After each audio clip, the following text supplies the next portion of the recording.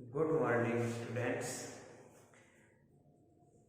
कल हम बात कर रहे थे समांतर श्रेणी की। समांतर श्रेणी के बारे में कल मैंने आपको बताया था कि श्रेणी क्या होती है, समांतर श्रेणी क्या होती है। तो आपको क्लियर हो गया होगा कि संख्याओं की एक ऐसी श्रृंखला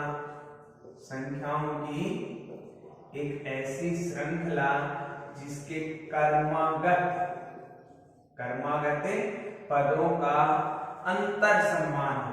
क्या समान हो बेटे? अंतर समान हो। कैसी श्रेणी कहलाती है? समांतर श्रेणी कहलाती है। तो समांतर श्रेणी की परिभाषा का सारांश यदि देखा जाए तो क्या बन गया कि संख्याओं की एक ऐसी श्रृंखला है जिसके कर्मागत पदों का अंतर समान हो। कर्मागत पदों का अंतर समान हो, समांतर श्रेणी कहलाती है। इसके बाद में मैंने आपको परिभाषा लिखवाई थी। परिभाषा के जस्ट बाद में पैराग्राफ चेंज करके मैंने आपको लिखवाया था कि ये समान अंतर समांतर श्रेणी का सार्वअंतर कहलाता है।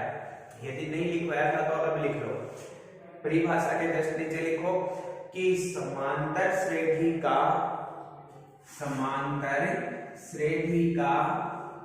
यह समान अंतर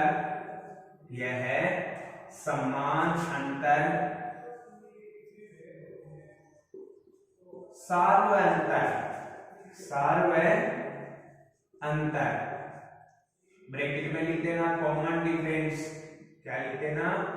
कॉमन डिफरेंस कहलाता है।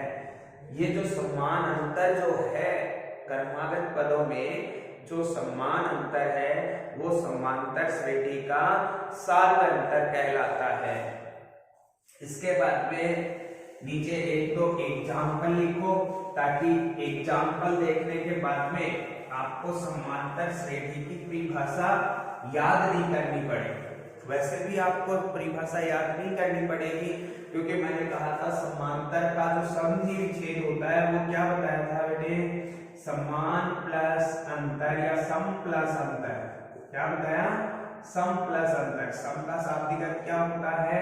समान। इसका मतलब ये हुआ कि ऐसी श्रृंखला जिसका अंतर समान हो, कर्मागत पदों का अंतर समान हो, समांतर श्रेणी कहलाती है।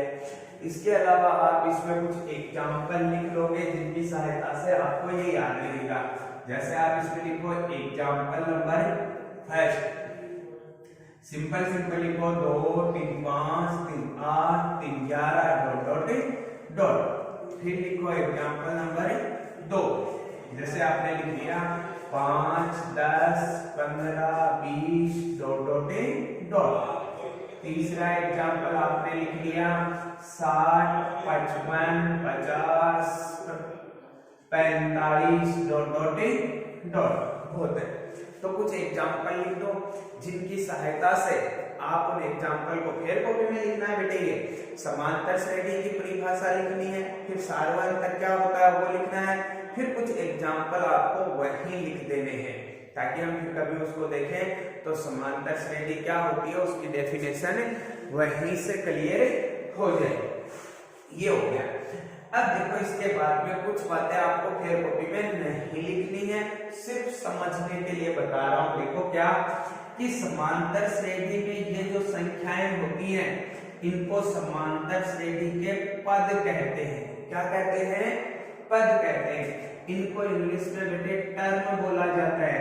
क्या बोला जाता है? टर्म। हिंदी में बात करें तो हम कहेंगे ये समांतर श्रेणी का प्रथम पद है, ये द्वितीय पद है, ये तृतीय पद है, ये चौथा पद है, फिर आएगा पांचवा पद। ऐसे समांतर श्रेणी में आगे से आगे पद चलते जाएंगे।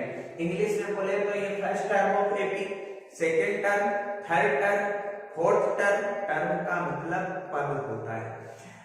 सामान्यतः हम समांतर श्रेणी के प्रथम पद को ए द्वारा लिखते हैं। किससे लिखते हैं बेटे? अंग्रेजी वर्णमाला की शुरुआत ए से होती है।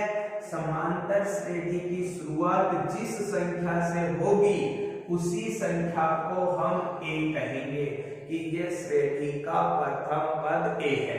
जैसे इस श्रेणी की शुरुआत 2 से हो रही है तो इसका प्रथम पद 2 है।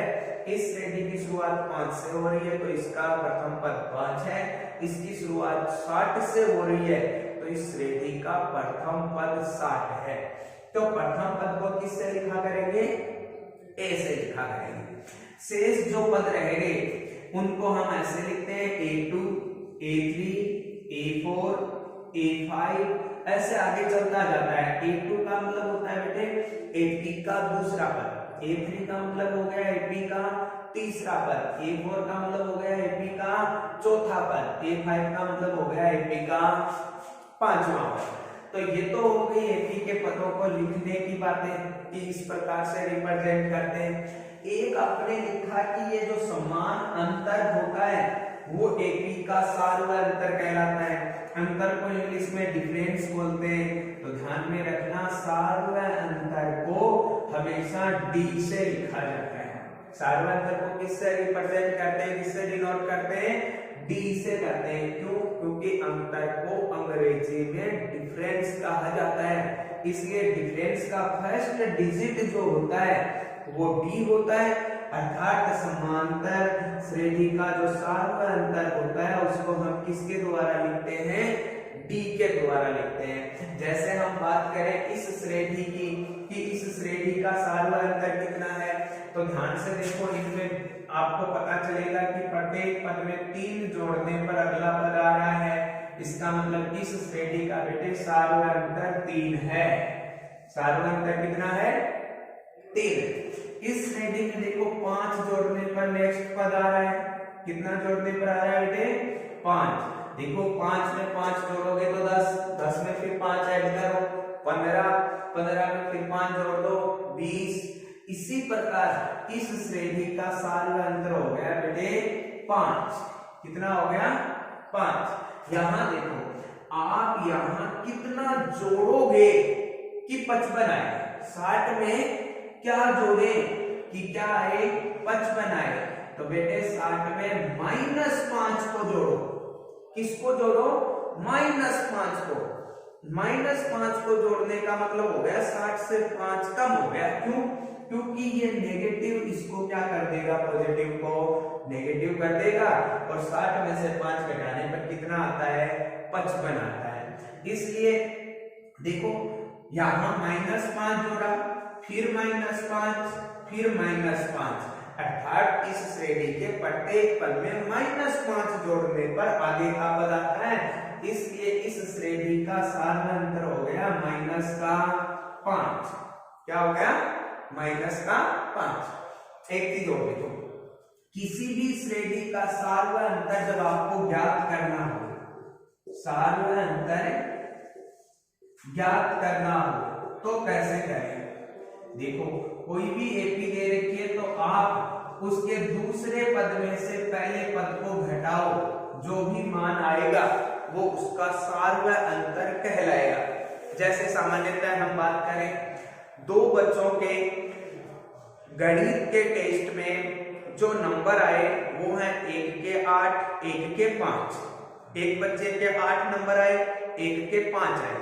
कोई आपसे ये पूछे कि इनके नंबरों में अंतर कितना है, अंतर की बात करें तो 8 में से 5 को घटाएंगे। जब 8 में से 5 को घटाएंगे तो 3 आएगा, अर्थात इन बच्चों के नंबरों में 3 का अंतर है। तो अंतर की बात आती है वहां व्यवकलन की बात होती है, सब्ट्रैक्शन की बात होती है, बाकी की बात होती है। तो ये देखो, पहले और दूसरे पद में जो अंतर है वही सार्वत्रिक अंतर है। क्यों? क्योंकि क्रमागत पदों का अंतर तो समान है ही है, इसीलिए वो समांतर श्रेणी है। इसलिए पहले और दूसरे पद का अंतर ज्ञात करो, वही क्या कहलाएगा? सार्वत्रिक अंतर कहलाएगा। दूसरे में से पहले पद को घटाना है। अच्छा, एक चीज देखो, सार्वत्रिक अंतर जोड़ने पर आगे के पद आते जाते हैं। सार्वत्रिक अंतर जोड़ते जाओ, आगे के पद आते जाएंगे। यदि हम बात करें समांतर श्रेणी के व्यापक रूप की, कि समांतर श्रेणी का व्यापक रूप क्या होता है, तो वो बात करते देखो एक बार।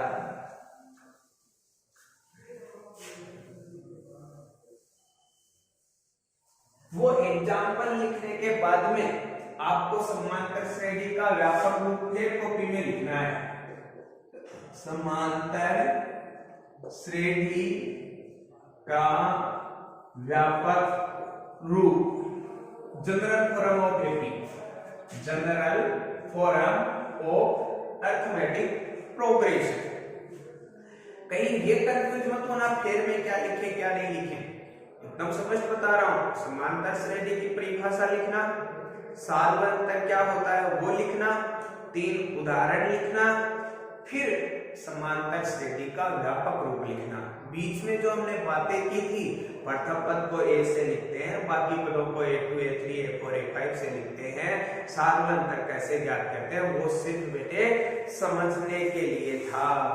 अब देखो समांतर श्रेणी का व्यापक रूप होता है बालकों, सबसे पहले आता है प्रथम पद। सबसे पहले क्या आता है? प्रथम पद। और आपको पता है प्रथम पद में यदि सार्वंतर जोड़ दें तो समांतर श्रेणी का दूसरा पद आ जाता है। जैसे 2 में 3 जोड़ते ही 5, तो आपने सार्वंतर ही जोड़ा था ना यहाँ।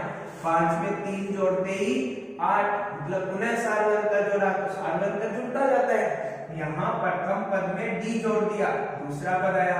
अब इसमें एक डी और जोड़ दो, ये लो सर, एक डी जोड़ेंगे तो क्या होगा? a+2d बन जाएगा। कैसे बन जाएगा? तो ये तो आपका दूसरा पद है, इसमें आपने डी जोड़ा। क्या जोड़ा बेटे? ये तो दूसरा पद है, डी जोड़ा।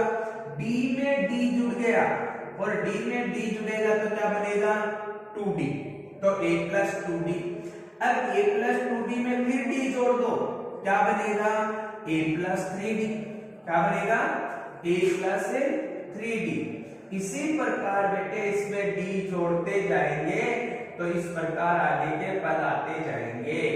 ये आपका समांतर श्रेणी का व्यापक रूप कहलाता है। कौन सा रूप कहलाता है? व्यापक रूप कहलाता है।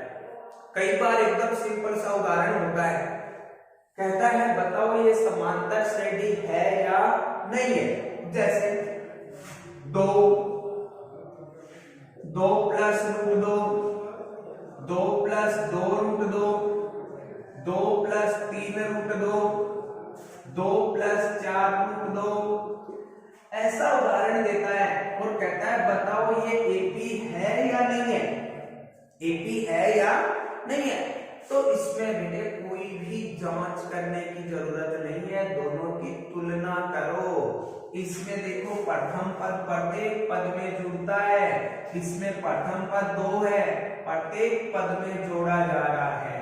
फिर डी, ये रहा डी, 2d, ये रहा 2d, 3d, ये रहा 3d, 4d, ये रहा 4d, d का मान √2 है। अर्थात बिना जांच किए पता कर लिया कि ये समांतर श्रेणी है। तो कई एकदम सिंपल उदाहरण भी होते हैं कि ये समांतर श्रेणी है या नहीं है। तो आपको ये उदाहरण नहीं लिखना है, आपको केवल व्यापक रूप लिखना है। ये व्यापक रूप मेरे फेर कॉपी में लिख दोगे। ये व्यापक रूप फेर कॉपी में लिखने के बाद में हम कल बात करने वाले हैं अपनी समांतर श्रेणी के क्वेश्चनों की। कल हम ये जो अपनी एक्सरसाइज चल रही है ना 5 की, उसमें 5.1 के क्वेश्चन आंसर की बात करेंगे कि समांतर श्रेणी का जो इंट्रोडक्शन होता है, सामान्य परिचय होता है, उस पर किस प्रकार के क्वेश्चन बनाए जा सकते हैं, उसके बारे में पढ़ेंगे। तब तक के लिए ठीक है।